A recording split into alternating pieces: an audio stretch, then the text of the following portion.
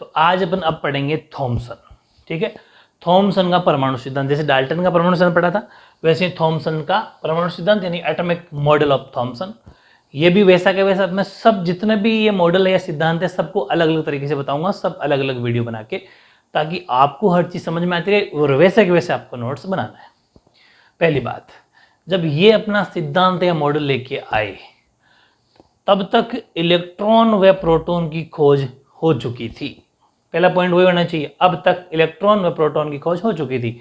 ये अपन को स्टार्टिंग करने से पहले पहला पॉइंट ही लिखना है, यानी कि till now electron and proton were discovered. ठीक है। Second, first model related to atomic structure was given by sir J Thomson in year 1898। यानी कि परमाणु संरचना संबंधी, समझ पा रहे हो, परमाणु का देखो, परमाणु के बारे में तो डाल्टन ने बताया था, लेकिन परमाणु के स्ट्रक्चर के बारे में, परमाणु के संरचना संबंधी पहला मॉडल सन 1898 में सर जे थॉमसन ने प्रस्तुत किया था। ठीक है, ओके। अब इन्होंने क्या बताया? According to him, atom is a positively charged sphere of size 10⁻⁻10 meter in which negatively charged electrons are distributed in an equal amount. It is called plum pudding model. इन्होंने क्या बताया कि उनके अनुसार 10⁻⁻10 मीटर के आकार का एक धनावेशित गोला होता है। कौन? परमाणु। उन परमाणु क्या बताया कि 10⁻⁻10 मीटर आकार का एक धनावेशित गोला होता है जिसमें समान मात्रा में ऋणावेशित इलेक्ट्रॉन वितरित होते हैं, वितरित मतलब फैले होते हैं।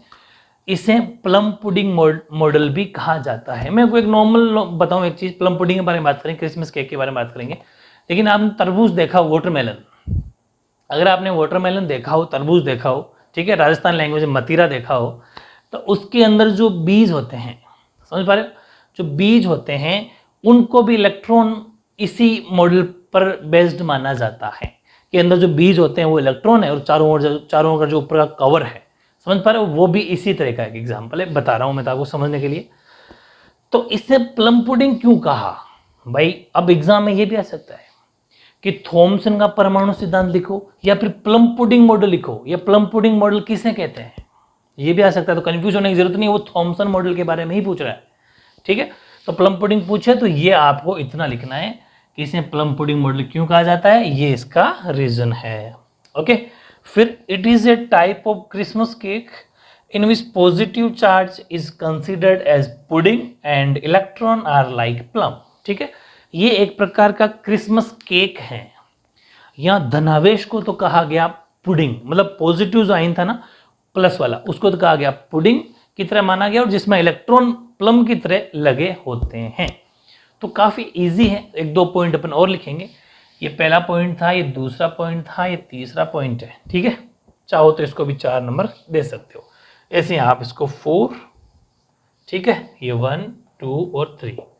अब एक दो पॉइंट अपन और लिख लेते हैं थॉमसन के परमाणु सिद्धांत के बारे में। अब देखो नेक्स्ट आपका 5वां पॉइंट कि मॉडल में थॉमसन ने स्पष्ट किया था कि परमाणु में धनावेश तथा ऋणावेश की मात्रा समान होती है तथा परमाणु वैद्युतीय रूप से उदासीन होते हैं। बहुत बड़ी बात बताई इसने कि इलेक्ट्रिकल की अपन बात करें, इलेक्ट्रिसिटी की अगर बात करें तो ये न्यूट्रल होता है। इलेक्ट्रिकली कैसा होता है?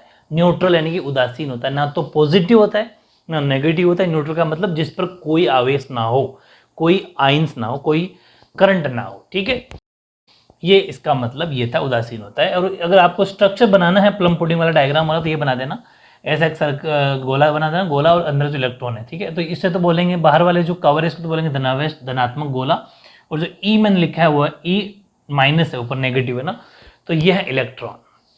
कहने का मतलब है कि Thomson clear that in an atom amount of positive and negative charge is same and atoms are electrically neutral. ये आपका गोला बना देना, पॉजिटिव स्पेयर इलेक्ट्रॉन्स। ठीक है, डायग्राम अच्छा रहेगा। इसके बाद में अपन कोई भी मॉडल सिद्धांत पढ़ते हैं उसकी कमी जरूर आती है कुछ ना कुछ, तभी तो नया साइंटिस्ट आया। तो इसकी कमी ये रही है, ये ड्रॉबैक्स है इसके, कि इस सिद्धांत से परमाणु का वैद्युतीय रूप से उदासीन होना तो स्पष्ट हो गया। ये बात तो जो इन्होंने कही थी ये बात तो ठीक है, परंतु आगे ये प्रतिरूप रदरफोर्ड का जो आएगा, अपन पढ़ेंगे नेक्स्ट, रदरफोर्ड पढ़ेंगे, तो आगे ये प्रतिरूप रदरफोर्ड के स्वर्ण पत्र प्रयोग को नहीं समझा सका। यानी कि by this theory electrical neutrally of atom was clarified but this model could not explain Rutherford gold foil experiment. तो ये इसकी कमी थी कि रदरफोर्ड का जो स्वर्ण पत्र का प्रयोग था इसको थॉमसन नहीं समझा पाया, नहीं एक्सप्लेन कर पाया। ठीक है, अब अपन देख लेते हैं इनसे रिलेटेड बुक के पीछे कौन से आपके क्वेश्चन है, क्योंकि मिड से तो मैं line to line word to word लिखवाता हूं जो एग्जाम के लिए इंपॉर्टेंट है, और पीछे के लिए अपन जो देखेंगे क्वेश्चन वो अपन अब देख लेते हैं। तो पीछे वाले क्वेश्चन में आपका एक ही क्वेश्चन दे रखा है 12वां कि थॉमसन के मॉडल का नाम बताइए 1 मार्क्स में। तो आपको मैंने अभी कहा भी था कि इसके मॉडल का दूसरा नाम क्या है, बताओ आंसर। तो आपको एग्जाम में आंसर लिख के आना है 1 मार्क्स में, प्लम पुडिंग मॉडल। ठीक है, इसका दूसरे नाम क्या है इस मॉडल, इसके मॉडल का, थॉमसन के प्लम पुडिंग मॉडल इसके दूसरा नाम है। तो ध्यान रखना है, खुद सिद्धांत के बारे में पूछा जा सकता है और ऐसे 1 मार्क्स वाले क्वेश्चन भी इसके अंदर पूछे जा सकते हैं, जो मैंने आपको कोई भी गुंजाइश छोड़ी नहीं है जो एग्जाम से आपके बाहर आए। ठीक है, तो ये था आपका थॉमसन मॉडल। अब मिलते हैं नए मॉडल या प्रिंसिपल सिद्धांत के साथ, जब तक आप पढ़ते रहो। ओके।